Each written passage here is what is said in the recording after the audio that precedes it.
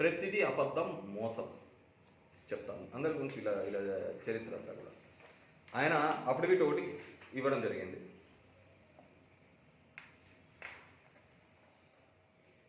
నేను మిగతా details I don't want, నేను ఎప్పుడు వ్యక్తిగతంగా ఇంతవరకు నా జీవితంలో నేను కామెంట్ చేయాలి. అఫిడవిట్లో చూపించింది. స్పౌస్ అనే కాలంలో నిల్లు నాట్ అప్లికబుల్ అని చెప్పేసి ఒక కాలం పెట్టాడు, పిల్లల్ని చూపించాడు. కానీ ఆ స్పౌస్ అనేది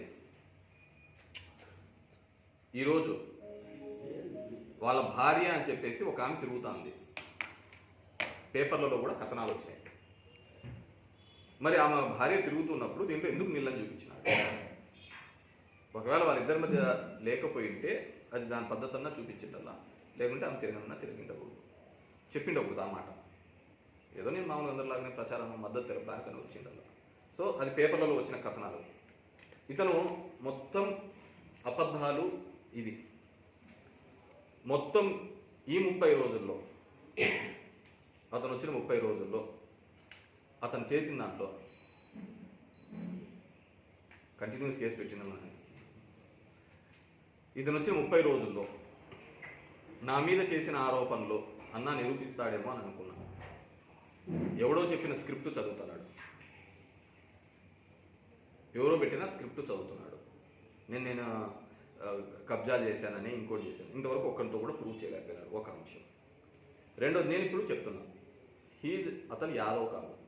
యాదవ్ కమ్యూనిటీని బేస్ చేసుకొని అతను అందరినీ కూడా మోసం చేస్తున్నాడు. నేను ఇంతకుముందు చెప్పినట్టు ఇదే బీజేపీ తరఫున కూడా బీసీలు పోటీ చేసినారు. ఈరోజు ఇతని దగ్గర డబ్బులు ఉన్నాయని, ఇతను మాత్రమే నాయకుడని ఏ విధంగా అంటారు? ఏం ఈ ఊర్లో, ఈ నియోజకవర్గంలో బోయలేరా, కురవలేరా, లేకుంటే వీవర్ కమ్యూనిటీ లేరా? ఇంతమంది కమ్యూనిటీలో సొంతం వీవర్ కమ్యూనిటీ నుంచి రంగనాథ సత్యనారాయణ అతను ఒక పోటీ చేస్తున్నాడు. అతను ఎందుకు చేయటంలే వీళ్ళు? అతని గురించి ఎందుకు మాట్లాడటంలా అంటే ప్యాకేజ్. వీళ్ళందరూ డబ్బులు తీసుకొని మాత్రమే మాట్లాడుతున్నారు.